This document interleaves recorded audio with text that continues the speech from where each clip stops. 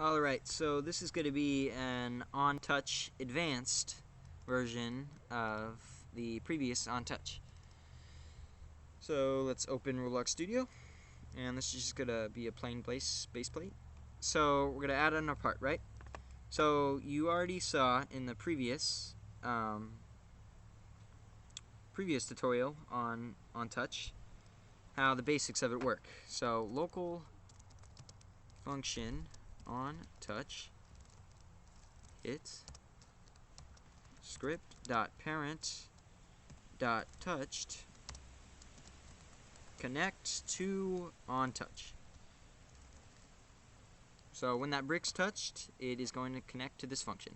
Now, before we were doing things like print and other basic things, now we're going to insert a new instance, which I'm going to have a tutorial on separately, most likely, into the player.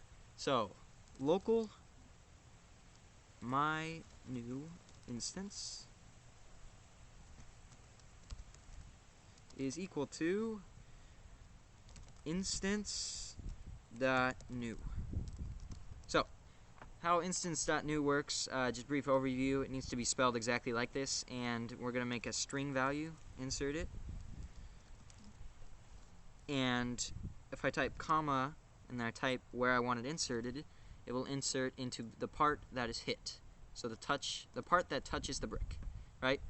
So if I wanted to insert this only once, what I would have to do is I'd have to say if local, I'm going to spell local wrong every time I spell it. So if, oh sorry, I skipped a part here. We're going to want to name my new instance, right? So we're going to want to name it and set it a value. My new instance dot name, make sure you do that capital N for name, is equal to, notice how I do the quotation marks, that means I'm giving it a string value. If it was just a number, that'd be an int value. If it was this, it'd be a string value. So instance.name is going to be my value. So, and then my, I'll make this easier for both of us and just copy and paste it. Dot value is equal to, and string value, right? So we're going to want its value equal to a string, of course. So a value. So I'm going to want, to figure out, to make it this only enter it once, what I'm going to do is I'm going to say if hit, I'm going to do this hit.parent actually, so it puts it in the humanoid, or pardon me, not the humanoid, the player itself. If hit.parent so what's the name I'm looking for? I'm looking for my value. Oops, sorry. I'm looking for my value. If I decided to make my value name like this, what I'd have to do is I'd have to get rid of this period. I'd have to make a bracket, quotation mark, and same thing on the other side. So I wouldn't suggest doing this. This error is not from this, by the way. This is right, but I wouldn't suggest doing this because it's just kind of sloppy. So keep it at one word, right? No exclamation marks, those are ugly too. So put that back. So if that is equal to nil. So nil, in case you're not aware of it, means does not exist. So if it's equal to nil, that means it's not found because it's not exist. Now, if I were to run this, and if I were to touch the block, this would not work. The reason why is because my value is nil. And when I say dot my value, that assumes that it's already in there. So what I want to do is I want to say find first child. Caps need to be the same, except this first F, that can be capital or lowercase, but the rest needs to be the same. Find first child. What is the name? My value, right? So now I'm saying find it. I'm not saying, yep, there it is. I'm saying find where it is.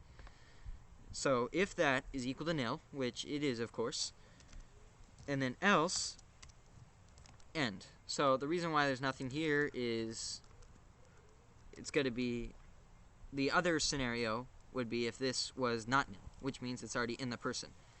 So if I touch this, it's gonna. If I were to click play and touch it, it would. What it would do is it would insert that. It would insert this, and then if I were to touch it again, it'd say already have a value. Alright, so that's going to print in the output, so make sure that output's open. So let's play. You touch it, already have a value, right? So what that means, the first time I touched it, it did not say that. The reason for that is, if I go inside my player, inside my player, look at that, my value, with our value that it gave. So, he got it once, and after that, it refused to accept it again. So, that's a little bit more advanced. If you have any specific questions that you would like to ask me about, I can make a YouTube I can make a tutorial on it. So, go ahead and just comment those, or just let me know. And I will be going over debounce, which is another part of another part of onTouch. And remember, this function does not need to be named onTouch. It just needs to match here. So if I were to name this O, I can name this O, and it'd work fine. So thank you for watching, and have a nice day.